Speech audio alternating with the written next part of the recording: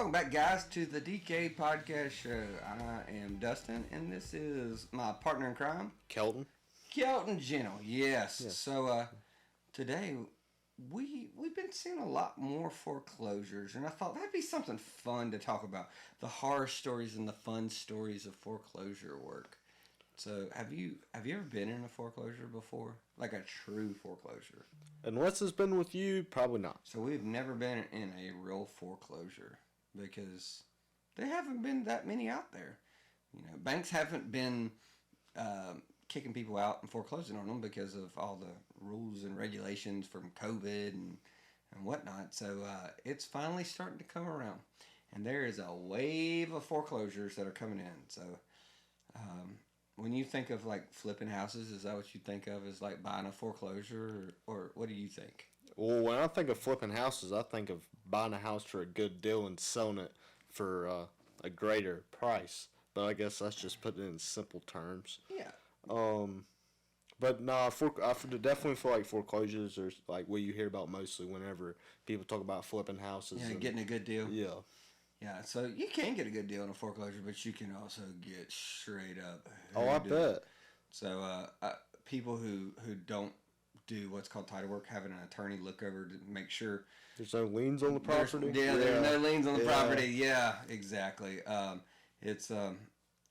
It can scare the piss out of them. So I don't know if you know this in North Carolina that if there's another mortgage that's in front of it. So say somebody went and built a swimming pool for $150,000, and you go to buy the property at foreclosure at sale, but there's a first mortgage for like the full price of the house. You have to pay off that other mortgage. Got to pay off both of them. You got to pay off both. Now, if it's the opposite way, if there's a second mortgage that hasn't been foreclosed on yet, and you bid on the first mortgage, you don't have to pay off the second mortgage. So you can get a really good deal on those, but you can't get a really good deal on the others. Yeah. So, in simpler terms, you're saying not all foreclosures are the same. Yes. There's two different types? No, there's more than two, but yeah, so like you can have HOA deals. Like you see people, I was talking with our attorney the other day and said somebody was bidding on one at the courthouse steps, thought they were getting it for $3,000 for a townhouse. Any guesses what it was? How much? No, what was going on with the property? Why it was $3,000? Someone hadn't been paying? It was the HOA dues. It wasn't even the mortgage. Oh my gosh. The HOA foreclosed on them. So they had to pay off the HOA dues and then go pay off the mortgage. Or you just lose your deposit, 5%. So that's rough. It's only rough if you're stupid, if you don't know what's going on. It took me a long time to figure out how to do this kind of stuff. I had a couple people teach me how to do it. So I would suggest first thing is don't freaking go buy foreclosure at the courthouse steps unless you know what the heck's going on or you've got somebody who does. Yeah, so for like people who like aren't in the houses, aren't in the real estate world, would you suggest them, like if they're wanting to flip a house, to hire a realtor before going in and buying that foreclosure, and like instead of just going out and buying it themselves? So here's the difference in a true foreclosure. Yeah. A true foreclosure, it's at the courthouse steps. Most realtors don't know how to even do that. You got to have somebody who specializes in it or has done it in the past because it's a lot of work. It's not on the MLS, but you also can't go look inside the property. So it's just based on the outside. It's based on what you can see from the roads, what it's supposed to be. Now, there's some people who have broken into a house or two, and you go wander around, but you can't go do any inspections. You can't go get a loan on it.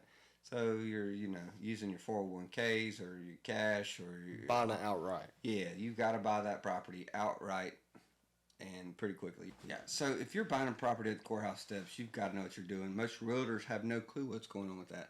Most people think a real foreclosure is ones that you buy on the MLS. No, that's already went through all the investors that thought about wanting the property. They've already researched the property, everything else, and said nope, and the bank bought it back. So it can be a lot of fun. So you ride around looking at properties because there's no pictures of them, and you show up and you think nobody's living in the property, so you start wandering around trying to see like what the condition is, peeking through the windows. Then you see Hobo Jim peek around the corner. It happens all the time. Yeah. So another part of the real estate world is for foreclosures or the REO market, which is real estate owned, meaning bank owned properties, is what's called a BPO. And it's pretty much an appraisal done by a realtor. Yeah. I used to do those during the recession, and they were terrible. So it's flat rate. They give you them. They tell you to take pictures. So I used to drive around in a car all day. I literally could feed my kid by reaching behind me, holding a bottle like this and driving down the road because I couldn't stop to feed Jay. But it was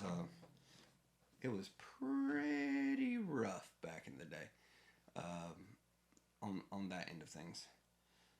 So yeah,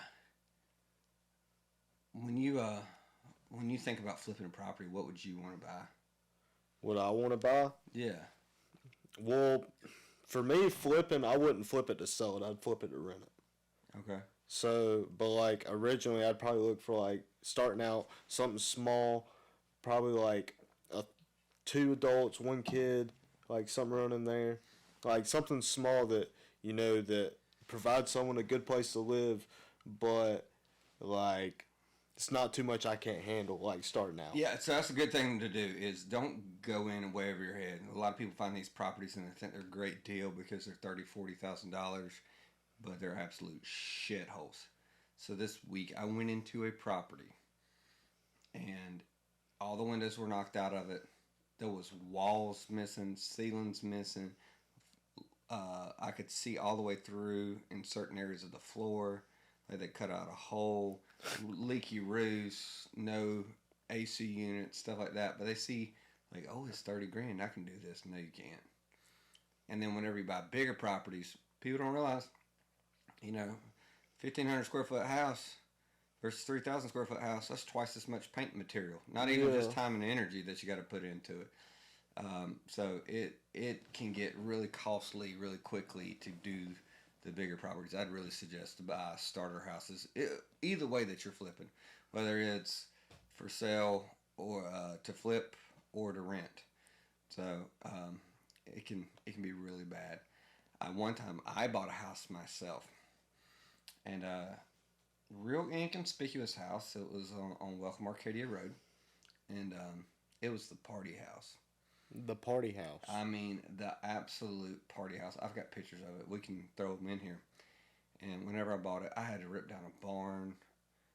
We had to rip up everything. I literally got on Craigslist because that's how long ago it was. And said, come take anything you want out of this house. And all these hoarders just started in droves showing up and filling their van up full of stuff. So that's crazy. Dude, but it's money. Because nobody else wants to deal with these kinds of things. Yeah. So they get free, board games and books and crap like that, and I get my house cleaned out somewhat. Yeah. I ain't got to throw it all away. It's recycling. I'm real worried about the environment and absolutely don't want to fill our landfills. So you just give it to hoarders. Yeah. So that's one thing I really look for in a foreclosure. Is I want it to be full of trash because other people won't buy it. They can't see past it. Yeah. Sort of like an old rusty car people can't see, and then these old men buy it and spend $20,000 on a damn rust bucket, and you're like, what the hell for? I think of it like storage wars. You know what I'm saying? Dude, a lot of it is. Like you don't know what's in there. Like there could be a Babe Ruth baseball card in there, and you would never know. So I've got a house, and Kelton knows about the stuff that's in this one house that we bought. He was a hoarder / prepper, and it was boxes and boxes of new crap everywhere. So, and whenever he's a prepper, he only bought the nicest of nice stuff. I've got a CB radio downstairs. It's like $1,000. Yeah. That dude left in it. So, ever tell you how that house I got it? No. So we were another thing I'd say about buying a flip house, whichever way it is, investment property. You better act quick. So that's back when my wife was teaching. And we saw this property pop up online, and me and Josh Tackett went and we were going to lunch. And he's like, "Oh, hey, let's go ride by this house. Let's go look at it. It seems like it's a good deal." And we went and looked at it. And on the way to lunch, Bonnie's teaching, and she already had a real estate license, so she could do all my paperwork for me. And I said, "Hey, we're going to lunch. Write up an offer for this property, And she's like, no, I want to come see it first. And I was like, there's no way we'll be able to buy this property if we have to wait on you to come look at it. So 3 hours, I didn't think it'd still be on the market. And this was, 2012, 2013, probably somewhere around there. And this dude was a straight weirdo, man. I mean, I think I counted like 32 lanterns that he had hidden all around, or like placed all around the house. Like 6D battery lanterns and like cases and cases of batteries that he was just ready to go to war with. And like punching dummies, like Ninja for Dummy books, like pocket knights, That's crazy. small flashlights, all kinds of just crazy stuff up in this house. And yeah, we took all the crap out of there, then sold the house and sold all the crap on eBay and Amazon. I felt like Gary Vee on steroids when I bought that house. Oh, I bet you did. So if those of you who don't know, Gary Vee likes to go yard selling and go buy stuff for like 10 cents and sell it for like $30, and he gets like his big fix off of that. But dude, it's there's so much junk. I still got some of it laying around here, so it's the whole basement. Yeah, pretty much. Like he's got a whole room like I got a whole dedicated. room. I've sent my kids to Disney World twice now off of the junk we sold out of a house. That's crazy. It was a lot of fun. So, They but go it was outside the covered in box. nicotine. He smoked everywhere. Like you take a picture off a wall and you can see the It's- whole outline. of it's the like picture. white and yellow. Yeah. Oh, so I was taking degreaser, like car degreaser, and on the walls, putting the Mantle Mafia on the walls. Just dicking around. Why? I don't do any of the work. Yeah. That's another thing I tell people is sub it out, man. Don't try to do it yourself. So it's got to be professional, and you should be pulling permits for any major work that you're doing, especially if you're going to relist it. Oh yeah, you can get some serious trouble if you don't pull no permits. You got that right, big boy. I didn't know that at the beginning. I ain't gonna lie. So it's another reason a lot of flippers don't have their real estate license. Did you know that? No. You're held a flipper that is a realtor is held to a way higher standard Oh yeah. than just a regular flipper. So That is true. We can't be shady. But there's a bunch of shady flippers out here. Make sure you get a good home inspection if you are buying a flip. Yeah. It's bad. So, yeah, trashing out properties and then just carpet and paint. That's what I'd go with if I was going to buy my first one. Yeah. But there's good deals to be had. It don't have to be a foreclosure. So, that house, that the dude was a prepper.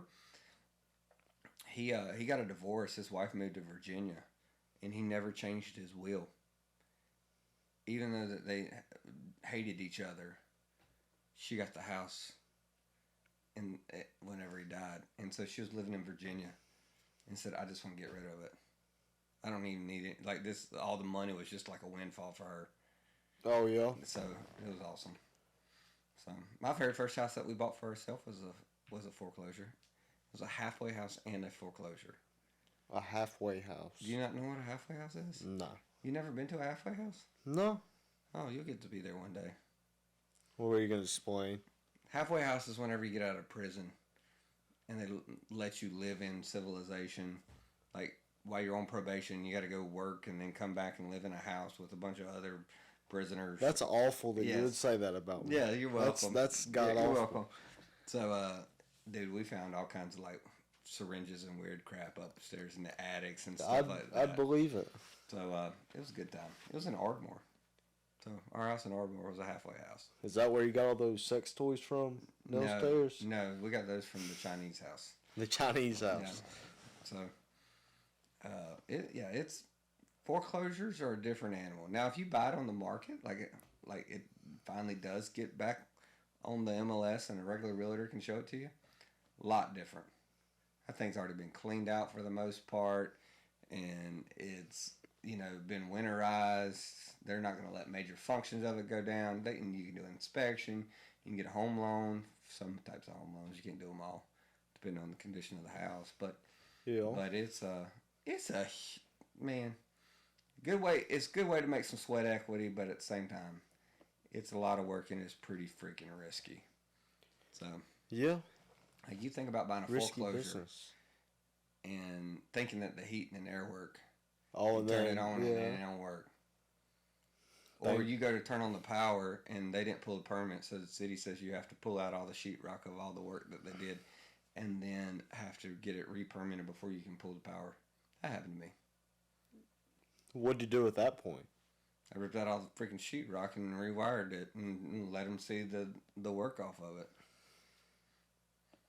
They didn't want to let me keep the basement. It was a split level because it had a breaker box in the basement, and said I was going to have to rip out the bathroom. I said the bathroom was here way before this. There's all kinds of crap that you have to deal with whenever you have to get city inspections involved and stuff like that. So I had to show them that it was that was done before the whole bathroom was put in. The breaker box was in there all at the same time, because you can't put a breaker box in a bathroom now, per code. That's So lots of fun rules, and I've learned them by first-hand experience. all of them. Most of them. So whenever I was used to do BPOs, sometimes there'd be interior ones, and they weren't cleaned out yet. It was literally like the people left. Sometimes it looked like Touched by an Angel happened. They just leave all the crap inside of the house. Weirdest stuff, dude. Like toothbrushes, toothpaste, dirty clothes, Like laid on the floor. they just got up and left. They just got in their car and rolled. Like, didn't even pack up their clothes. It's the weirdest shit you will ever see. It's I bet. so creepy. I one time did a BPO, and I had to sign a waiver because it was a crime scene still. Dude got murdered. And like had little baggies sitting there for DNA test, and I'm like, why did you just leave this sitting out here? I guess they didn't think anybody else was gonna be in that property. But I had like the bloodstained mattress that's still sitting in the room. Oh my gosh! Like homeless people shitting in buckets. It is. It makes my nipples hard thinking about it. Have you ever like encountered one of them? I've encountered two of them at the same time in one. If you know what I'm saying. Oh my gosh! Yeah. Yes. That's awful. Yes, you don't go right whenever the sun rises to a foreclosure to go inside of one. Because they'll be there. They might still be in there sleeping. Kind of like the tunnel down there. Yeah, exactly. In Lexington. Yeah. Yep. If you're gonna go take pictures there for some reason with a truck or vehicle, you have to go about midday or evening. Yeah, exactly. You don't want to go in the morning because they're just waking up and doing their thing. Yeah. But there's a lot of money to be made. There's a lot of money to lose. There's the people that are losing money off of Bitcoin and NFTs right now. Guess what? Those same people are about to lose money in the real estate market by flipping a house by not knowing what they're doing. So, did you ever buy any Bitcoin? Nah. I didn't either. Everybody thought I would because I'm act crazy all the time. Hell no, I don't know nothing about it. Yeah. See, I got some buddies like they're like big into it, but like it's kind of beyond me. But you used to flip stuff, didn't you? Yeah, like dirt bikes and four wheelers and just stuff along those lines. Well, I mean, Lord, anything that came my way, I could make $1 off of. I got into that mode for a little bit. I flipped a Bentley. A Bentley? Yes, a Bentley on 20s. Oh my gosh. Yes, it was a... you get up to 5 per year, 5 cars a year without having to have a dealer license. It was a U.S. Marshals seizure. And... Yeah, see, I need to figure out how to get to that. Oh, that's easy. I can show you the website for that. But it was a seizure car. I also bought a motorcycle about the same time that way. So I paid like $80,000 for that car and sold it for like $105,000. But that was scary as shit to me because I didn't know anything about that end of things. Just taking a risk on it? Yeah, I had to put it in a magazine called Rob Report, and that cost me it was like $1,400 for like 3 months. Yeah. And back then, that was a lot of money for me to spend on just advertisement crap, and I was flipping houses. But is that like them, like, you walk into Stevens, they got the car magazines? Like, is that like what it was in? No, Rob Report, and it's still out. It's a freaking luxury magazine. Like, you can go buy, there's not a car in there that's probably less than $75,000 now. Like, you're buying Ferraris and Lamborghinis and McLarens and yachts and, $500,000, $1 million pieces of land, depending on where you're at, things like that. So like they're putting out what's the newest Rolex watch is part of their. Oh, so all the bougie stuff. Yes, exactly. So, because back then it wasn't like we had Facebook Marketplace to sell crap off of. Yeah, you had to know somebody or... I was fucking stupid, dude. That's what that was. I was fucking stupid to buy that car. Stick with what you know, people. So I know houses. I ain't flipped one in forever. So I got you. I got free manual labor. We should do one. Woo! I bet you Bonnie would love to hear that right now. As much crap as we got going. What, we're buying a Bentley? No, I'm in a house, not a Bentley. I'd buy another flip house. Yeah. Yeah, it's a lot of fun. It's nice at the end of the day, but it's stressful until you're waiting on closing day. You know, it goes a little bit long. Market starts to crash more. You think you want to drop your price. Oh, yeah. Get in, get out, boys. So, what's the craziest thing you've ever flipped? The craziest thing I've ever flipped? Oh, I've flipped a couple, like, sketchy lawnmower. Like, well, all right, I'll just tell you this one real quick. All right, so I was selling a lawnmower, right? And this guy brings a trailer. But, like, this is, like, it's kind of a ratchet lawnmower. But it's still got the deck on it. But it's not going to fit up on this guy's trailer without the deck. So me and this guy spend 2 hours trying to get the bolts off this thing to take the deck off. To, like, load it up in there. So that's happened to me before. I just put it up there sideways or something. It wouldn't fit. Oh, you tried that one. You can see. Yeah. Oh, yeah. Yeah. Right. Like when you're flipping something, it's like get in, get out, let's roll. Yeah. Oh, yeah. Yeah. If you're gonna sell something, you don't want to sit there and wait with somebody. Either way. I don't want buyer remorse, and I don't want sellers to be pissed off either. So. I don't know. I sold some odd shit whenever I was cleaning up the Lexington office. Yeah. There was some weird shit in there. Weird stuff yeah. Like, I don't know. I'm the king of weird, so I'm used to it. Yeah. One time I bought a lawnmower off a guy I used to work with for $100. It was a Murray built, and I was putting the wiring harness on it. But see, like that wasn't my 100% expertise, but I thought I had it right. But then my brother came in there and he's like, "Nah, we gotta flip it." He's like, "You got it on there backwards. You're gonna fry it." Well, it turns out I had it on there right. He had it on there wrong. When I went to crank it, like we almost burnt down and started electric fire on the shed. Like it was bad. No, you gotta learn a little bit. Yeah. So it's tax write-off, then insurance claim, whatever. Yeah, I don't know. It's lost property damage. It's tax write-off for your business. You did file that in your taxes, didn't you? Oh yeah, most definitely. Working off of Facebook Marketplace. Yeah, at exactly. 16. Cash, yeah, it's fine. Yeah. So I used to sell stuff all the time, even whenever I was young. So I ran the school store, and we were the Welcome Raiders. And since I ran the store, I bought the the Raider pencils, like the Oakland Raiders. I think we might have been the LA Raiders back then. And I would buy them, so I had a monopoly on them. So then I'd sell them for $1, and I bought them for like $0.25. So we flipped candy bars in high school. I've done that. The dollar ones. No, we brought our own. No, I had the ones that are for $1. Yeah. I'd go around and sell those for $2. Yeah, but see, what we did was we went and bought like Reese's and Snickers, and just put them in a book bag and sell them. When we had the get suspended. Well, if you got caught with that now in high school, they would seize the money and tell you no making profit on the school bro. Well, we got the you're gonna have to stop. So the biggest profitable one we did. Well, I'll take a step back.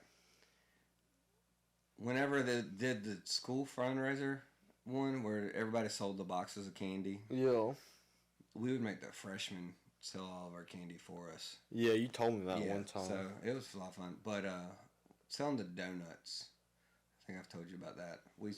The dozen donuts? Yeah, we'd get 72 donuts. No, we'd get 144 donuts and sell them for $1 a piece and sell drinks and make $72 a day. Me and my buddy would go to Krispy Kreme every morning. You said $106. No, 144 donuts would make $72 a day. Oh, from the donuts and yes, from because we weren't stupid. We'd have the buy one get one free coupon cards for $10. So then it was only like we were buying half of the donuts and then doubling our profits. We got shut down after about like a month and a half, 2 months. Of doing it every day. Yeah, man, I was making more money than I know what to do with. Than all the teachers in there. Pretty much so. Like $72 a day, and that was before 8 o'clock in the morning. Yeah. They shouldn't penalize us people like that. I'm just throwing that out there. Oh no, man. So, but they want to keep you a worker. You know what I'm saying? Yeah, exactly. Like, I got to make sure my 2 + 2 is good to go. Yeah. And how many gallons of cubic feet are in? Episode coming soon. Kelton wants me to try college math here. Yeah. College. Yeah, I might surprise you though. I might surprise you. We'll see. Like I feel like you'd probably be the best one out of the rest of them. Maybe Bonnie probably get it, but the rest of Mantle, I don't know. Them math problems are hard. Hey told me that if when he becomes president, he was gonna have math all day, and reading would be done during lunch, and that was it. That's how much my family likes math. So, y'all got it. Yeah, we gotta be able to count our money, man. That's what I tell them. That's not the type of math you'll be looking at. It's whatever. I got you. All right. So, well, you got anything else to add today? No, I don't think I do. All right. Well, if you need to know about a foreclosure, want any more horror stories about a foreclosure, want to go find some horror stories about a foreclosure, come visit. We'll go take a couple looks at them, take a couple peeks, see what it's all about. Give you a little tour around Lexington's foreclosure world or Winston, wherever. We don't care. We'll go look at them all. So, oh yeah, give it a shot. Later.